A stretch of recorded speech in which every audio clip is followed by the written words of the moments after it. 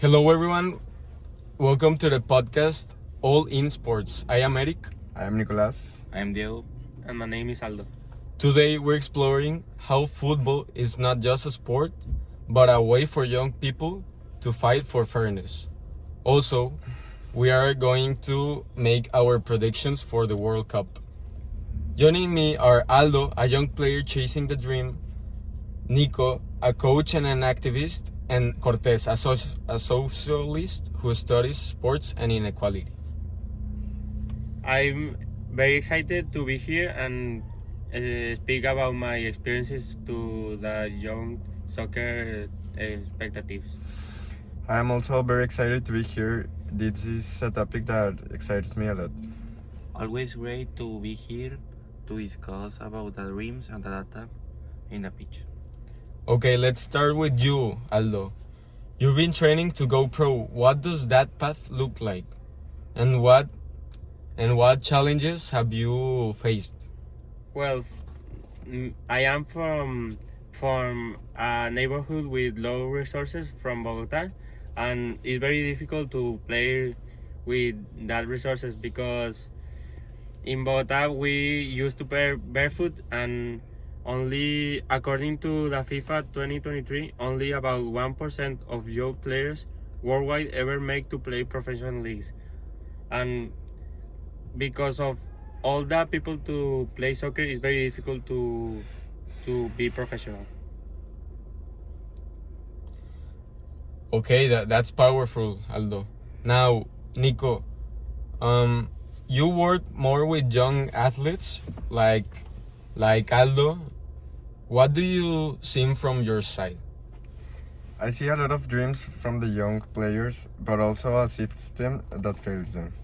In our NGO Kick for Equality, we run programs for both boys and girls who from underserved areas. Studies from UNICEF 2023 show that young people in sport programs are 65% more likely to stay in school and avoid risk behaviors. Football teaches a lot of things like discipline, teamwork, and resilience. Things that make the journey safer ever when professional success is uncertain. Okay, thank you, Nico.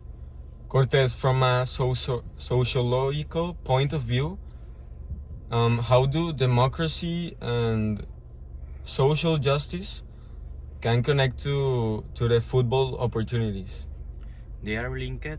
Access to sport is democratic issues is about how get a chance. According to Amnesty International 2024, over of 70 young athletes in Latin America say corruption and inequality when players and communities demand transparency, equal pay and safe environment. They are practicing democracy on off the field. Okay, thank you. Nico, do you see young people standing up for fairness? Definitely. Last year, a group of young players that are in our program organized a petition demanding equal field time as the old players. So they didn't wait for permission. They made their voices heard. That's power to people right there. Democracy isn't voting; it's fighting for equal access to the pitch. Okay, that's interesting.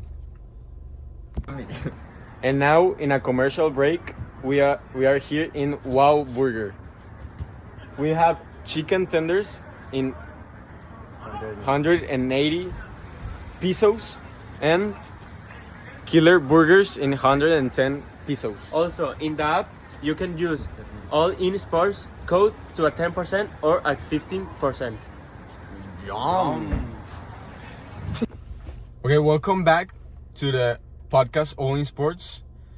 Now we're talking about the World Cup and our predictions. Who do you think have the more probabilities to win? For me, it's England because they have a lot of young players that have a lot of level playing in the match. They have like Bellingham, Cole Palmer, that are the top 5 in the world. Yes, they have players in all the leagues. Yes. For me, my candidate who it's the most favorite to win the World Cup, it's Spain. because they have a lot of level in their team. Players who are an example of how to play an excellent football are Lamine Yamal, who plays for Barcelona. Even though he had a recently lesion, I think he's going to be back strong to play the World Cup. Yes. Yes, I think it's the first candidate because they already won the Euro Cup. So, and what do you think, Aldo? For me, it's Portugal. Also, Spain and England are strong nations, but Portugal win the Nations League to Spain. Also having, for me, the best left back, that is Nuno Mendes. One of the best midfielders, that is Vitinha. And obviously, Cristiano Ronaldo. And what do you think about Mexico? Do you think have any possibilities? They're cook. I think Mexico, as always, doesn't have such strength thing.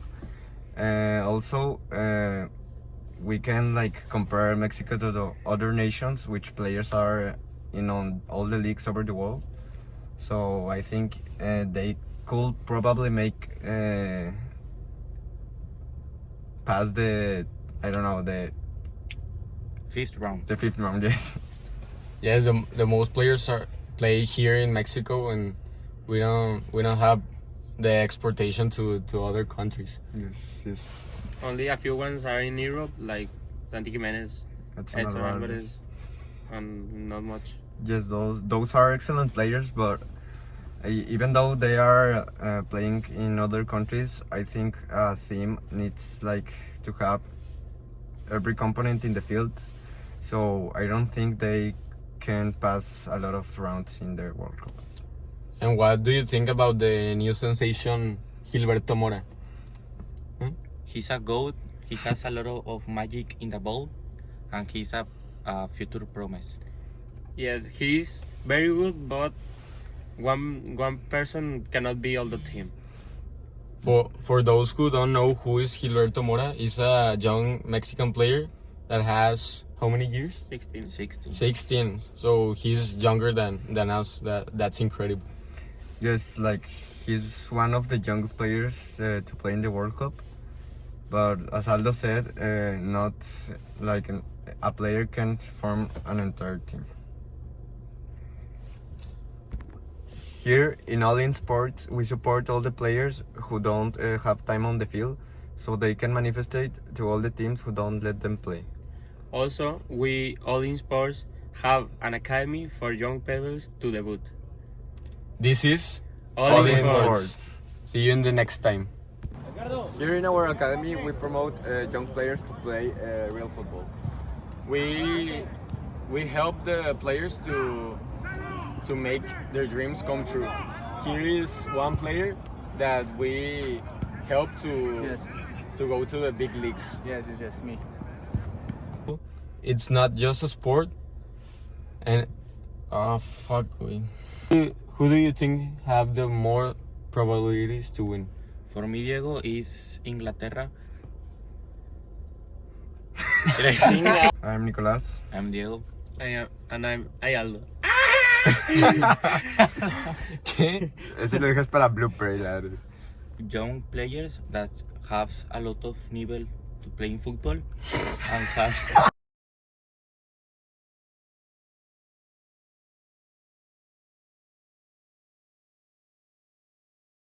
a lot of level to play in football and have